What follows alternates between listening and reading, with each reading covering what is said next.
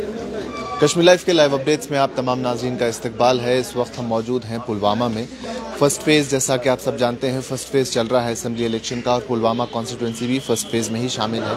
आप देख सकते हैं ये नायरा इलाका है पुलवामा का, जहां लोग जो हैं अपना वोट कास्ट करने के लिए आए हैं और एक लंबी कतार जो है यहाँ पे जुड़ी हुई है लोगों की।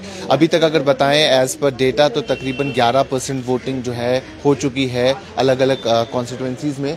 जो इस फर्स्ट फेज़ में तकरीबन 24 कॉन्स्टिट्यूंसी शामिल है और उनमें से 16 जो है वो कश्मीर प्रोविंस की है और उसके साथ साथ जो बाकी की 8 कॉन्स्टिट्यूंसीज़ हैं वो जम्मू प्रोविंस की है। अभी तक जितना डेटा सामने आ रहा है उसमें 11.11% के आसपास बताया जा रहा है कि 9:30 बजे तक जो है 11% के करीब जो है पोलिंग हो चुकी है अलग अलग पोलिंग स्टेशंस में। उसमें अगर पुलवामा की बात करें तो 9% के आसपास जो है यहाँ भी पोलिंग हो चुकी है। जैसा कि मैंने आपको पहले भी बताया कि ऐसा बताया जाता है कि इस बार उम्मीद है तमाम सियासी जमातों को, तमाम जो सियासी लीडर्स हैं, कि इस बार जो है वोटिंग परसेंटेज जो है वो काफ़ी इंक्रीज़ हो जाएगी। आप देख सकते हैं लोग यहाँ लाइन में जुड़े हुए हैं और ये अपना वोट कास्ट करने के लिए यहाँ पे आए हैं। सर, आप कितने बजे आए हैं यहाँ?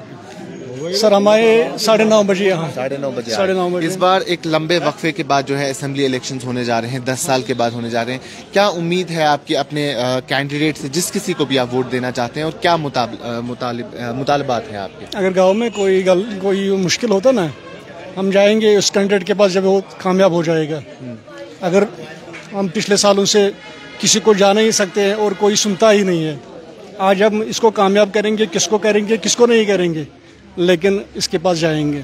तो आप समझते हैं कि लोकल लीडर होना, लोकल रिप्रेजेंटेटिव होना काफ़ी ज़रूरी है? बिल्कुल। तो क्या ऐसे मेन इश्यूज़ हैं, क्या मुद्दे हैं, क्या मकसद है जिनको सोच के, जिनको जहन में रख के आप वोट देने के लिए आए? हमारे ऐसे जो बेरोजगारी है ना यहाँ, इसको कम करने के लिए, और हमारे गांव में जो कामें होती हैं, मसलन जो सड़कें होती है या ड्रेनेज होती है और कोई भी काम होता है, हम जाएंगे उसके पास, वो देंगे हमको काम, इसलिए हम वोट दे रहे हैं।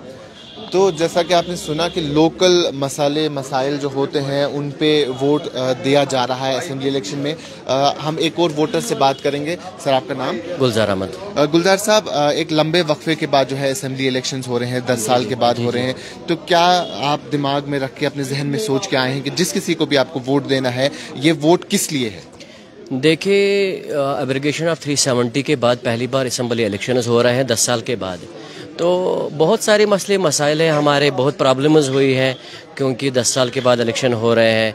तो यही जहन में सोच के, यही जहन में रख के कि हमारे मसले हल हो, और जितनी भी जहाँ पे हमारी प्रॉब्लम्स हैं, चाहे गाँव के लिहाज से, कॉन्स्टिट्यूंसी के लिहाज से, सबसे ज़्यादा अगर सफ़र हुआ है तो पुलवामा डिस्ट्रिक्ट सफ़र हुआ है हर किसी मामले में।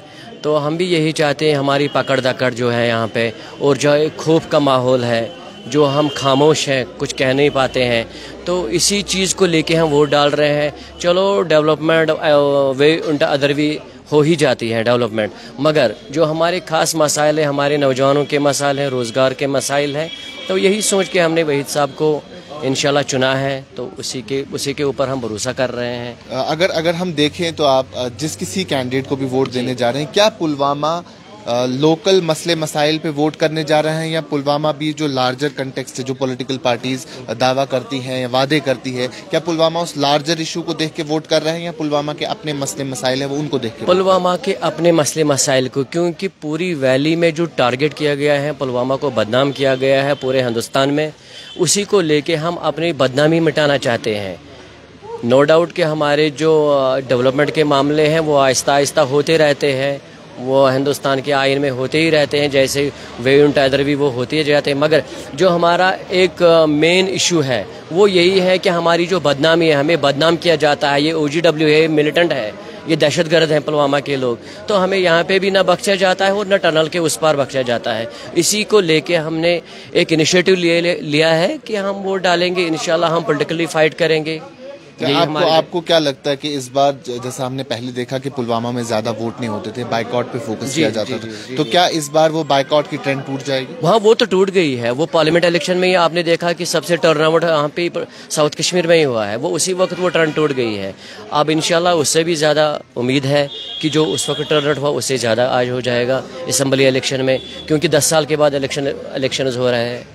तो पूरा यकीन है हमें कि हिंदुस्तान गवर्नमेंट चाहे वो किसकी भी सेंटर में हो, हमारे मसले हल होनी चाहिए। चलिए, बहुत शुक्रिया। ओके सर, थैंक तो जैसा कि आप सुन रहे हैं कि बाइकॉट का ट्रेंड जो है इनके मुताबिक इस बार ख़त्म हो चुका है, काफ़ी फ़र्क आई है उसमें।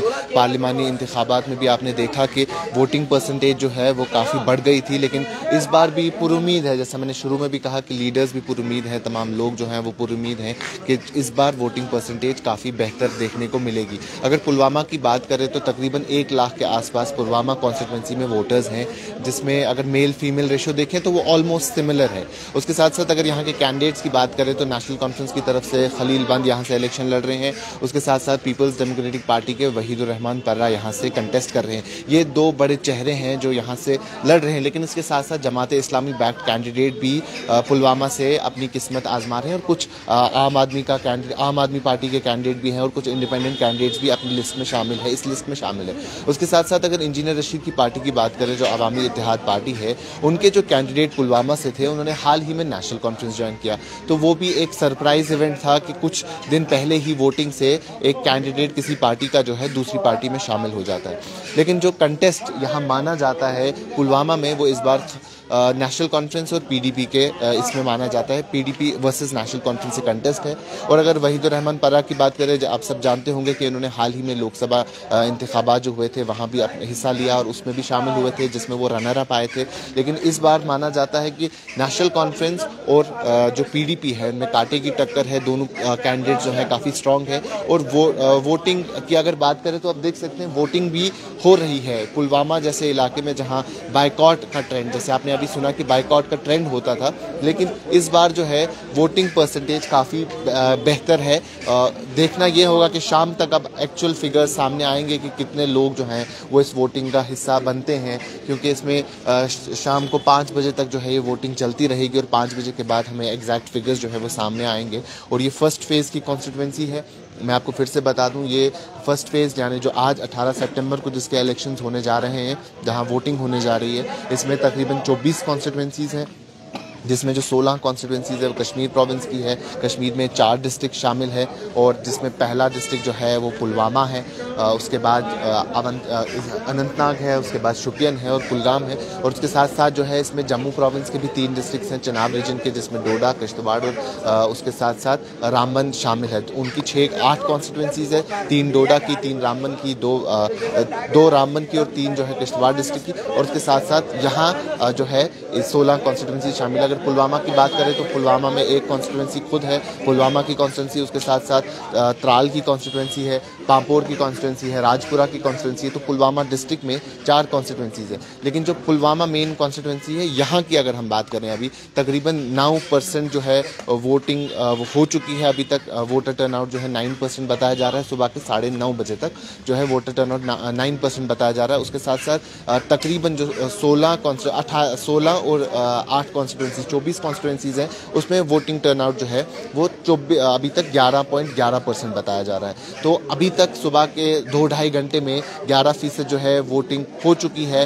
अब लोग जुड़ रहे हैं, लोग आ रहे हैं। अलग अलग पोलिंग स्टेशन में तमाम किस्म के इंतजामात भी देखने को आपको मिलेंगे। आप देखेंगे हर पोलिंग स्टेशन के बाहर जो है पुलिस जो है वो तैनात है। लोग जो हैं वो आ रहे हैं, प्रॉपर उनकी वेरिफिकेशन हो रही है, डॉक्यूमेंट्स देखे जा रहे हैं। उसके साथ साथ बैठने की फैसिलिटी अगर हम देखें तो बेंचेस वगैरह लगाए गए हैं, ड्रिंकिंग वाटर फैसिलिटीज़, और जो फिज़िकली चैलेंज लोग हैं उनके लिए भी फैसिलिटीज़ रखी गई है। व्हील चेयर्स का अरेंजमेंट किया गया है। तो वो तमाम फैसिलिटीज़ जो हैं इन पोलिंग स्टेशंस पे रखी गई है। और उनके साथ साथ जैसा कि इलेक्शन कमीशन ने कहा था कि स्मूथ कंडक्ट हम करवाएंगे जो इलेक्शंस होंगे उनका, वो तमाम चीज़ें हमें यहाँ मौजूद दिख रही है।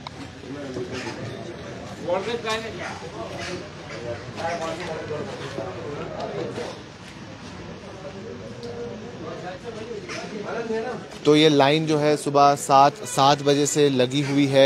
इस हर एक पोलिंग स्टेशन पे सुबह 7 बजे से जो है लोग अपना वोट कास्ट करने के लिए आए हैं। इसमें मर्द और जन दोनों शामिल है। जैसा कि आपने लीडर्स को भी उनकी तकरीरों में बोलते हुए सुना होगा कि चाय पीने से पहले जो है अपना वोट कास्ट करें। और इस बार का वोट जो है काफ़ी इंपॉर्टेंट है। वो लीडर्स अपने वोटर्स से, अपने चाहने वालों से, अपने वर्कर्स से कहते थे, क्योंकि 10 साल के लंबे वक्फे के बाद जो है असेंबली इलेक्शंस हो रहे हैं। मैं एक बार आखिर में आपको फिर से बता दूं, 10 साल के लंबे वक्फे के बाद जो है असेंबली इलेक्शन जम्मू कश्मीर में हो रहे हैं। आर्टिकल 370 की मनसूखी के बाद जो है ये इलेक्शन पहले इलेक्शन है जम्मू कश्मीर में। और 2014 में इससे पहले इलेक्शंस हुए थे, तब भारतीय जनता पार्टी और पीडीपी की कोलिशन सरकार थी। उसके बाद 2018 में वो सरकार टूट गई।